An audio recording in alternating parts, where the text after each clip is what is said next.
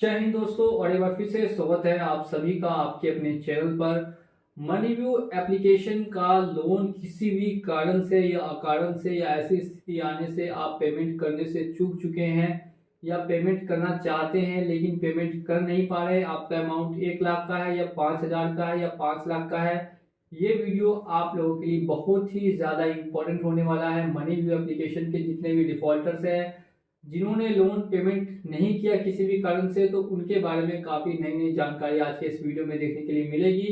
तो एक बार फिर से स्वागत करता हूं मैं आप सभी का आपके अपने चैनल लोन हेल्प इंडिया पे। और अगर आपने चैनल को सब्सक्राइब नहीं किया और बेल आइकन को प्रेस नहीं किया तो चैनल को सब्सक्राइब करके बेल आइकन को प्रेस कर दें। तो बात करते हैं बेसिकली मनीव्यू एक NBFC रजिस्टर्ड एप्लीकेशन है जो लगभग 30% पर एनम के रेट से आपको लोन डिसबर्स करती है।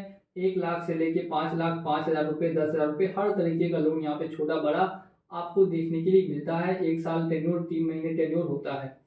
अब यहाँ पे हम लोग एक एग्जांपल से समझते हैं कि अगर आपका 10,000 का लोन था और वो 10,000 का लोन आप जमा नहीं कर पाते हैं, एक EMI आपने दी लेकिन दूसरी EMI आपकी बाउंस हो गई। अब दूसरी EMI जैसे ही बाउंस होगी तो उसके बाद तो आपको ऑलरेडी मालूम है, जो मैं हर वीडियो में बताता हूँ कि कॉल्स वगैरह इधर उधर होता है। लेकिन अगर आप मानिए कि मेल करते हैं या कंपनी को कांटेक्ट करते हैं, कंपनी को बोलते हैं कि आपको टाइम चाहिए, कंपनी तुरंत रिजेक्ट कर देती है, जबकि कंपनी को ऐसा करना ही नहीं चाहिए। कंपनी बोलती है कि उनके इंटरनल पॉलिसी में ऐसा कुछ भी नहीं है कि वो टाइम प्रोवाइड करे, जबकि ये बिल्कुल ही फर्जी है। ऐसा हो ही नहीं सकता। अगर कोई व्यक्ति मुसीबत में फंसा है और वो जेन्युइन व्यक्ति है और वो मदद मांग रहा है, कंपनी से टाइम मांग रहा है, तो कंपनी का दायित्व बनता है और फर्ज बनता है कि वो उस व्यक्ति को, जो जेन्युइन व्यक्ति है, उसको टाइम प्रोवाइड करे। लेकिन कंपनी यहाँ पे क्या कर रही है, कुछ कंपनियां टाइम प्रोवाइड करती भी हैं, जैसे क्रेडिट भी हो गई, कैशी वगैरह हो गई, और भी कुछ कंपनियां प्रोवाइड करती है। लेकिन ये कंपनी लोन में आपको टाइमिंग प्रोवाइड नहीं कर रही, और इसके पीछे कारण बताती है ECS ऑन होने का। अब ECS ऑन होना मतलब ऑटो डेबिट का ऑप्शन यहाँ पे आपने इनेबल ऑलरेडी कर रखा होगा, जिसके जरिए आपके अकाउंट से ऑटोमेटिक ही पैसा डेबिट हो जाता है। अब यहाँ पे ECS भले ही ऑन है, ECS तो ऑफ नहीं होगा, ठीक है, लेकिन आप ECS ऑफ मत कीजिए। लेकिन ये जो आप कॉल करके लोगों को प्रेशर दे रहे हैं, लोगों पे केस करने की धमकी दे रहे हैं, इसको कम से कम आपको बंद कर देना चाहिए कुछ समय के लिए।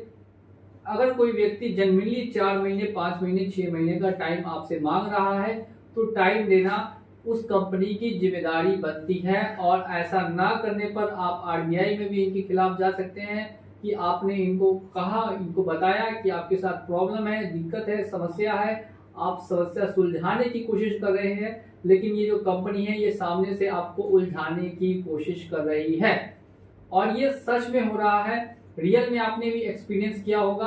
अगर आपका मनीव्यू का लोन है, भले ही कितने भी अमाउंट का लोन हो, अगर EMI ड्यू करते हैं, और मेरे द्वारा मैंने भी काफ़ी लोगों को बताया है मेल करने के लिए, लेकिन मनीव्यू वाले आज तक कभी भी किसी भी मेल में बहुत ही कम देखा गया है कि थोड़ा बहुत टाइम प्रोवाइड किया गया हो। लेकिन ये हारेसमेंट करना छोड़ते नहीं है, जो बिल्कुल ही गलत है। अगर इनकी इंटरनल पॉलिसी है तो इनकी या तो इंटरनल पॉलिसी को चेंज करना पड़ेगा या फिर इस एप्लीकेशन को प्ले स्टोर से हटा दिया जाना चाहिए।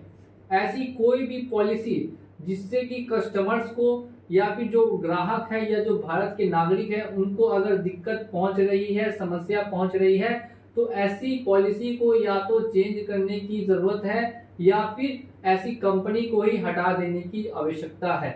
तो आप भी ध्यान रखें कि आपको अगर टाइम चाहिए होगा तो ये कंपनी ज़्यादातर केसेस में टाइम देती हुई दिखाई नहीं देती है।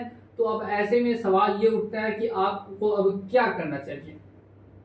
घबराइए नहीं, आप जेन्युइन व्यक्ति हैं, आपके पास ऑलरेडी समस्या है जिस वजह से आप पेमेंट करना चाह रहे हैं लेकिन कर नहीं पा रहे। इन फ्यूचर अगर आपके पास पैसा होगा, 3 महीने, 6 महीने, साल भर, 1.5 साल, 2 साल, जब भी आपके पास पैसा हो, तो आप 2 तरीकों से इनका पैसा पेमेंट करके लोन को क्लोज मार सकते हैं। और वो 2 तरीके क्या है, उनमें से सबसे पहला तरीका आता है टोटल आउटस्टैंडिंग अमाउंट पे से जो पेनल्टी है वो आप हटाने की रिक्वेस्ट करें, और पेनल्टी जितनी भी है वो सभी जब हट जाए उसके बाद आप पैसा पेमेंट कर दें और इनका लोन हमेशा हमेशा के लिए क्लोज कर दें।